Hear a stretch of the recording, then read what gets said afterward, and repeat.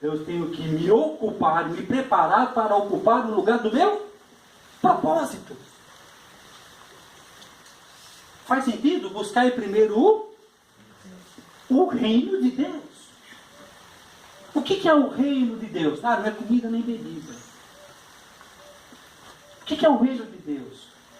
É um conjunto de regras, formas e fórmulas de Deus que se movimenta através de princípios, da qual eu me submeto aos princípios dele, e ele me leva ao lugar do propósito.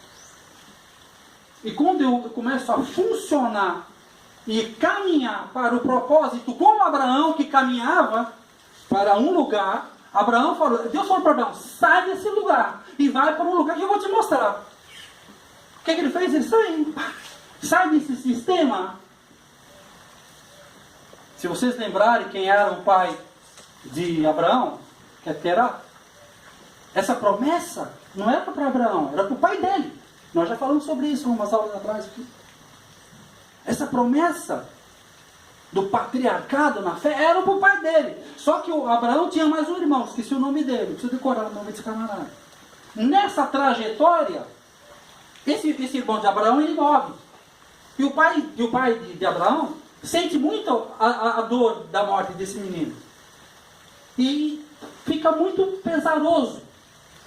E coincidentemente, na próxima cidade que ele chega, coincidentemente, tinha o nome do filho do cara. Pronto, ele chegou na cidade que tinha o nome do filho morto, amado dele. O que ele fez? Se enterrou naquele lugar. Suas emoções, seus sonhos, ficou naquela mágoa, foi enterrado naquela situação. E você pode trabalhar isso na área de libertação, material profundo, muito bom. E ficou cozinhando o galo ali, ó. Que é isso que a gente tem que tomar cuidado, para não ficar nesse lugar de funeral, cidade de morte. Você foi chamado para fazer alguma coisa, cara. Você foi chamado para fazer alguma coisa. Você foi chamado para fazer alguma coisa. Então a gente não pode ficar nesse lugar. Sai desse lugar, entendeu? Sai da tua parentela. O que é da tua parentela? É um lugar onde aparentemente você está aí, irmão. Você está nada, velho. Sai daí. E vai para um lugar que eu vou te mostrar. Que eu quero que você seja como Abraão. Vá para um lugar que tenha fundamentos apostólicos e proféticos. Não doutrinas da moda. Fundamentos apostólicos e proféticos. Isso a palavra está sendo pregada nos 4 cantos do mundo. Não é coisa minha, do meu ano. Não. Isso eu escuto desde a rompimento global. Apóstolo Rinaldo Tex Rim. Fazendo reforma apostólica para a igreja. Promovendo, chamando a igreja ao arrependimento. A partir da sua liderança. Agora, nós sabemos que pela palavra de Deus todos nós somos livres, porque todos nós somos filhos de Abraão, pela nossa natureza em Cristo. Então, são aspectos subjetivos da palavra. Você lembra que João Batista, do que ele se alimentava? Frango assado e Coca-Cola? Qual era a alimentação de João Batista? Gafanhoto e mel silvestre. Esse gafanhoto... Oi?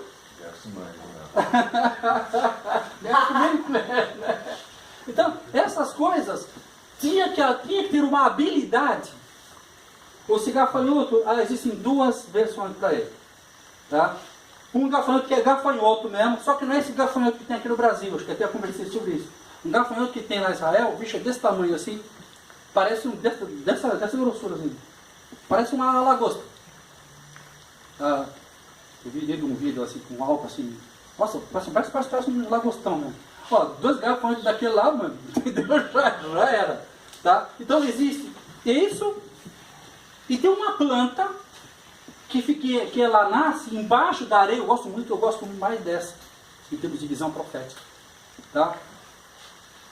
Que é uma planta que ela nasce e vive embaixo das areias desérticas, que também chama gafanhoto.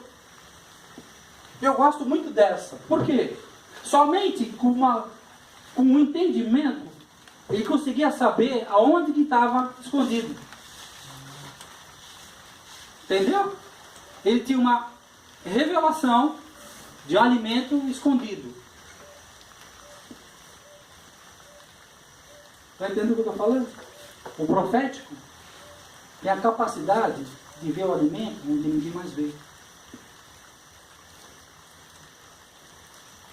Por isso, quando Deus fala de uma mentalidade profética, um fundamento profético, é ver de uma maneira sobrenatural. Todo mundo está vendo o que? Só areia e fundo. O profético vai lá e começa a cavar, tira alimento e começa a comer. É isso que a igreja está aguardando. E se admiravam da doutrina dos apóstolos. Né? Está escrito no livro de Atos.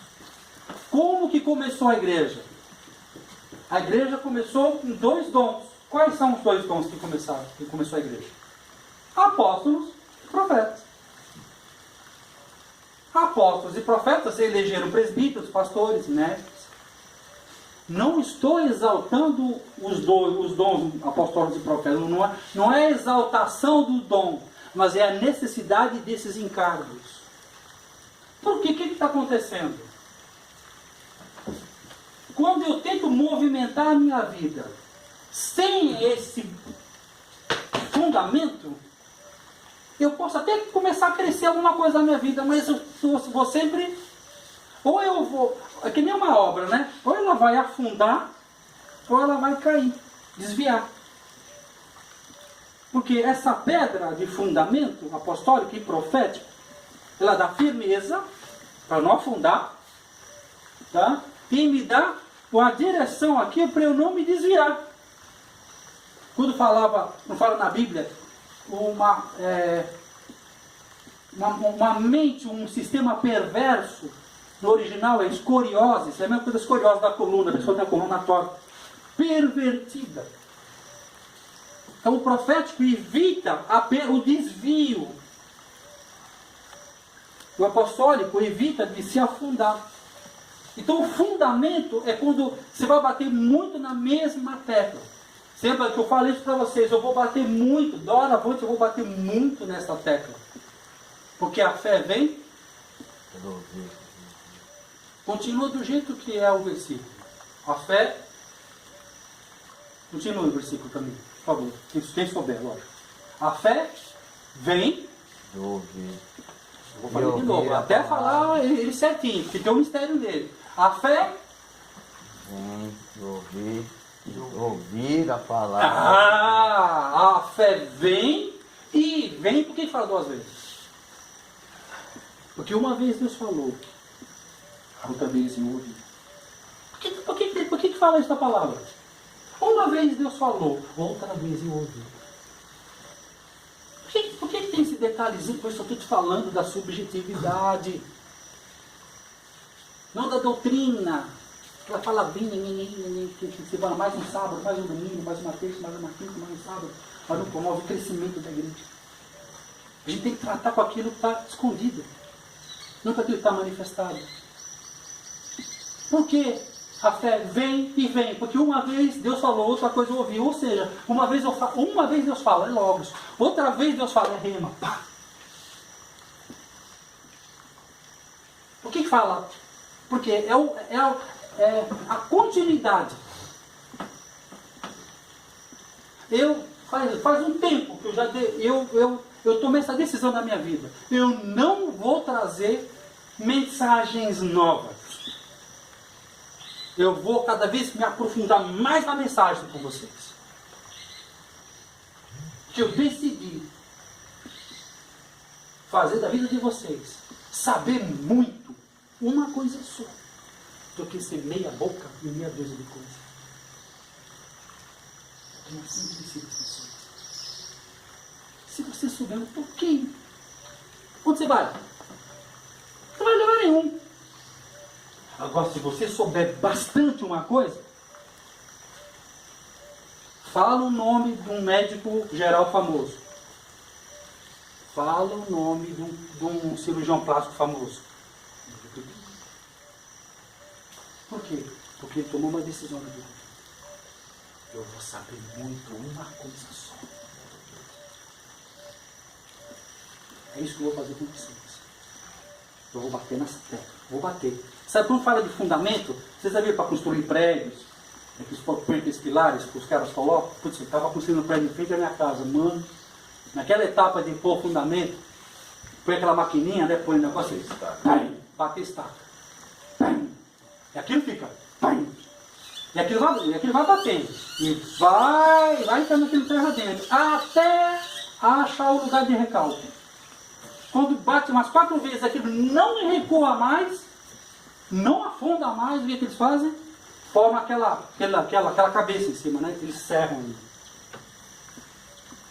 Depois que bateu forte, não tem mais para onde descer, não vai descer mais, ainda bate mais umas 4 ou 5, arregaça aquela parte de cima, aí serram. Ou seja, dali você vai poder levantar qualquer coisa. E tem os fundamentos. O que vai trazer equilíbrio para nós? O prudente construtor edificou a sua casa sobre a rocha. O que é rocha? A revelação profunda. Por que fala rocha e areia? O que é areia? Areia é partícula de rocha. Você sabe o que significa partícula de rocha? Meias verdades. Doutrinas. Que não te sustentam. Por que Satanás foi tentar? Gostei dessa. Por que Satanás foi tentar Eva e não Adão? Não sabia. Por que ele foi papinel e não Nilo? A diária que você colocou aí, talvez que ela seja partícula da rocha que ele é. Segura aí. Segura aí. Fala. O que você falou? Adão tinha a verdade. Adão recebeu de Deus a verdade. A Eva. E qual era a verdade? Lembra? A verdade é que ele não podia, né, se aproximar, né? Não comer do fruto, né, na verdade. Não comer do fruto. Isso, boa. Aê. Firmou a rocha. Quem concorda com isso? Quem discorda dele? Ele é louco.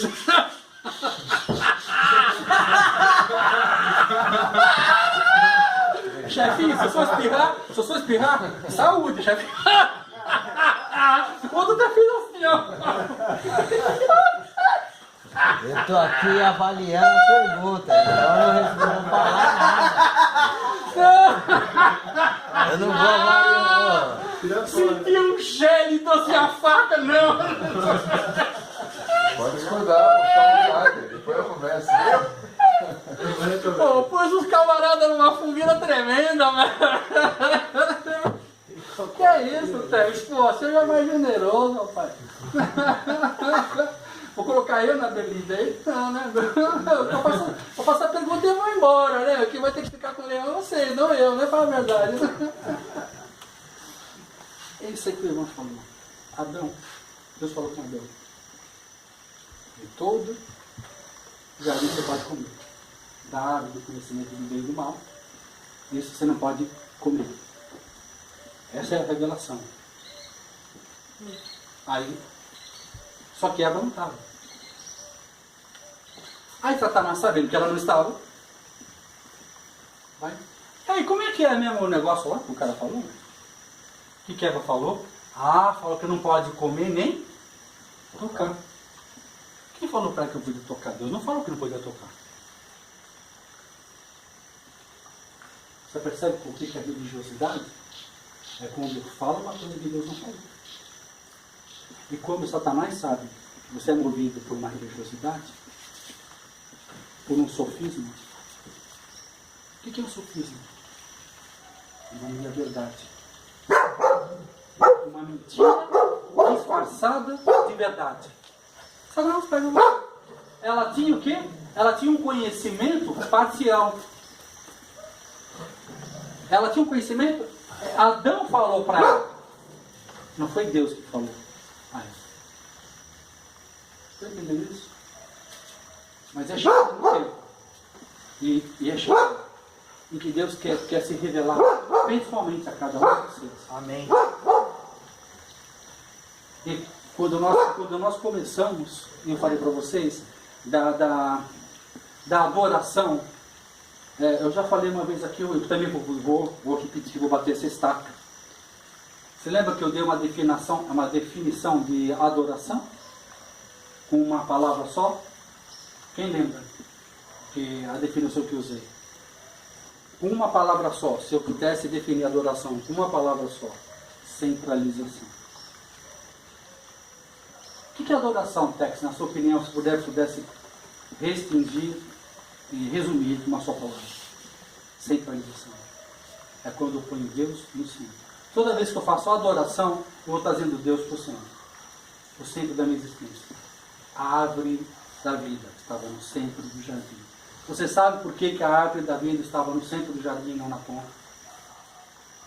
Quem sabe me dizer por quê?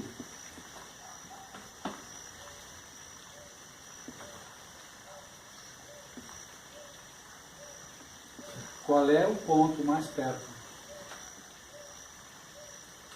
no lugar? O centro.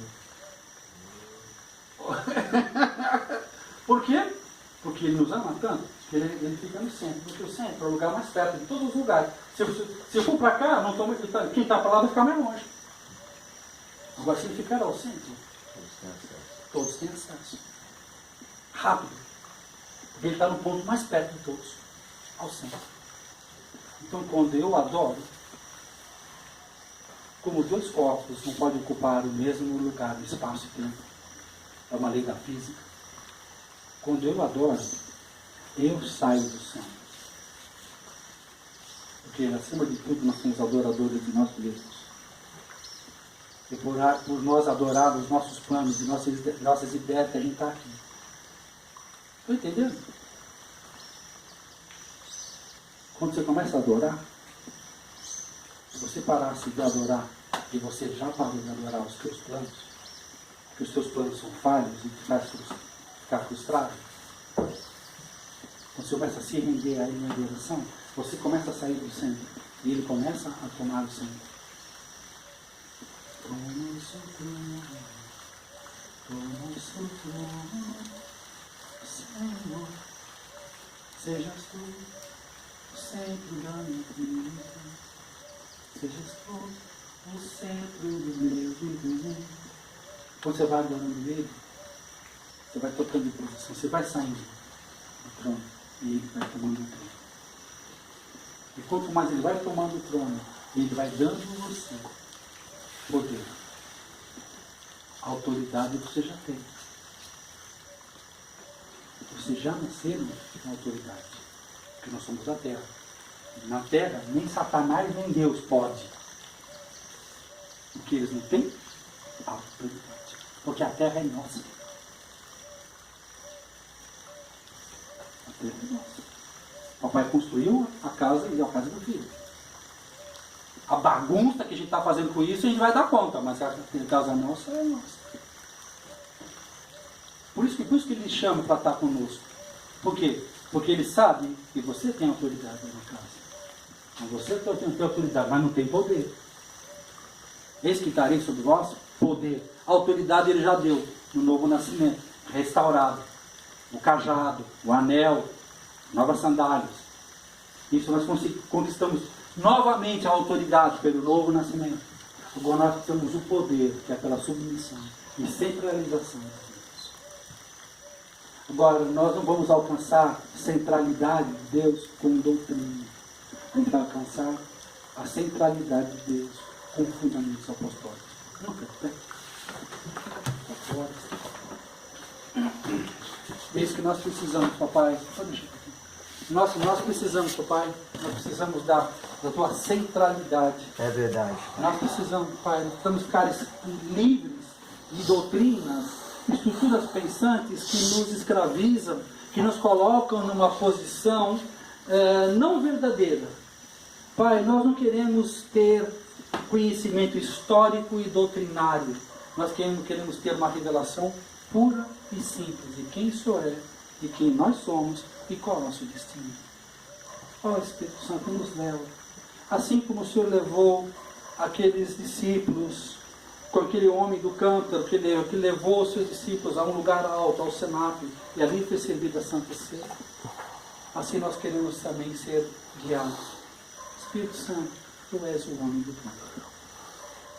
Tu és aquele que é capaz de nos ensinar. Revela-nos o coração do Pai.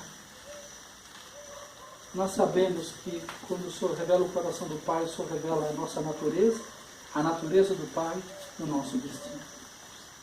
Não há nada mais empolgante de lutarmos por um destino revelado, por um propósito revelado. Porque na tua palavra diz que não havendo profecia, o povo se corrompe. A maioria das nossas corrupções foram provocadas quando nós perdemos a nossa noção de propósito.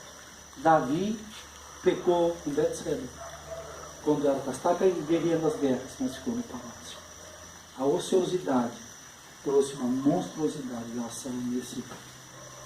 E assim como Davi, nós também queremos arrumar um lugar de arrependimento, de mudança de rota, e nos submetermos à sua palavra. Senhor, nós